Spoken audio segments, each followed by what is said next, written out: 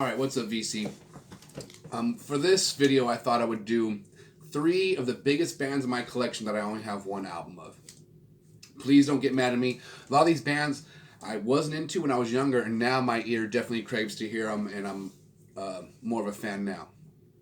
And that just shows something you might not have liked before you might like later on, which is awesome. That's what I love about art and music. So, let's just get into it.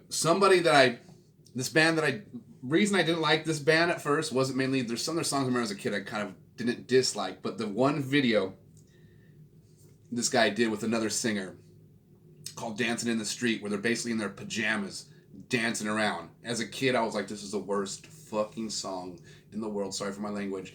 And so Rolling Stones, because of that, just anytime I seen Rolling Stones, I cringed. You know what I mean?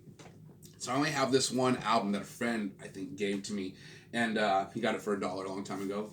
And it has the song Angie on here, I'm pretty sure. Which I really do love that song.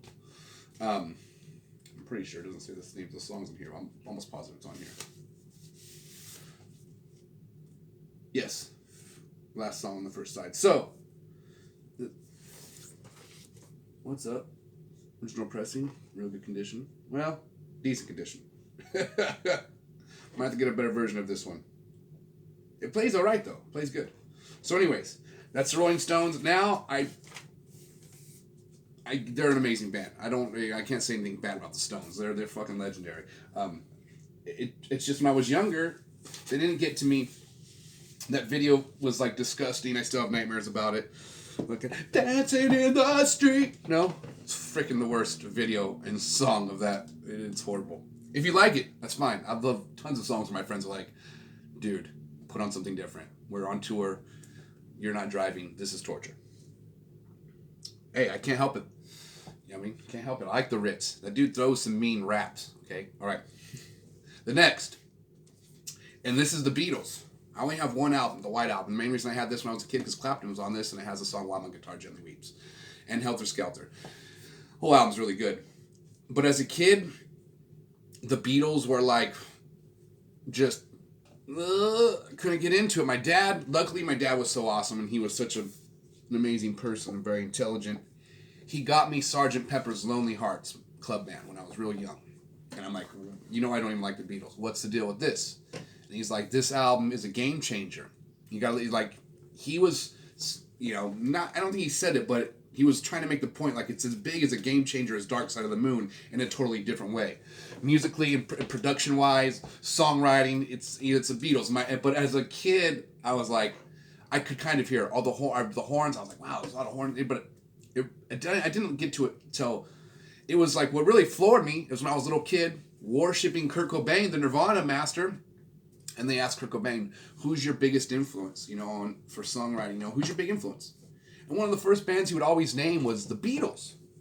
And so as a kid, I remember thinking, well, fuck, if my master or Lord Savior likes them, what am, it's because I'd only heard a few songs that were great, but my little tiny ear, I couldn't hear how amazing they were. The cool thing is, now I get to go through a Beatles phase for the first time, and I'm 40, so what's up? What do you think, VC, what do you think is the next Beatles album I should get? I seen they had the box set of the demos for like 49 cents, $49 at Walmart. I'm almost tempted to get it. But as a person who's new to listening to the Beatles, what album would you say, dude, all right, this is the next album you need to get if you're going to start listening to the Beatles? Throw an album out. I already have the White Album, and I'm super stoked about it. All right, this is the last one. And hey, VC,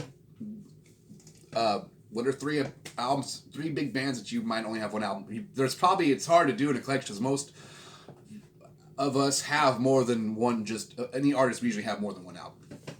That being said, this guy, I couldn't stand as a kid. I couldn't stand his voice. I couldn't stand his guitar, not his guitar playing, but the guitar that he used.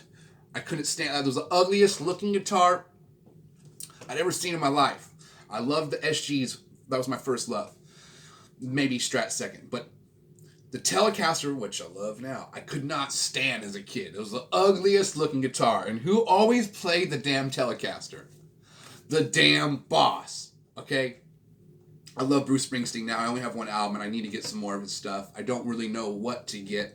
I need to start exploring more. But as a kid, all right, Born in the USA, I'm like, cringe. Song's still not the greatest song to me. But when I was a kid, the one song that did kind of, that I wouldn't turn away from, I'm on Fire.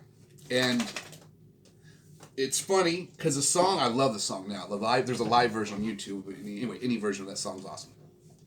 But Bruce Springsteen is badass. And but as a kid, Hendrix and Nirvana, Fied Primus, Metallica, Megadeth, that just wasn't making a cut. Now, I love it. But the crazy thing is, so back to the video, I'm on Fire. When I was a kid, the video used to kind of fuck with me because I was so little when this album came out. Let's see.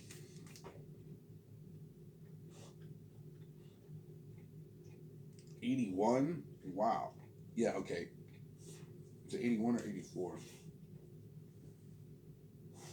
Either way. I was still just a little kid. And by the time the video came out, I was probably like 8 years old or something like that. But the video was like, being so little, I remember like, why is he leaving? She fucking kicked the door down. I had no idea. You know, I mean, he was just a mechanic. He's dropping the car off in the keys. And I was like, man, dude, come on, bro. You know what I mean?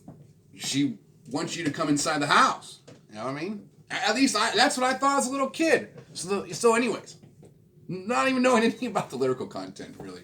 But anyways, The Boss. So, again, I know there's a Let It Bleed, or there's an album with the Cake on the Rolling Stones. That's the one I definitely want to get next. But again, VC, help me out here. I want to get more of this stuff. I don't want to just have... I know I'm not trying to be a completist here, but I definitely want to have a few more of each one of these artists. So, what are other albums you can help that I should get?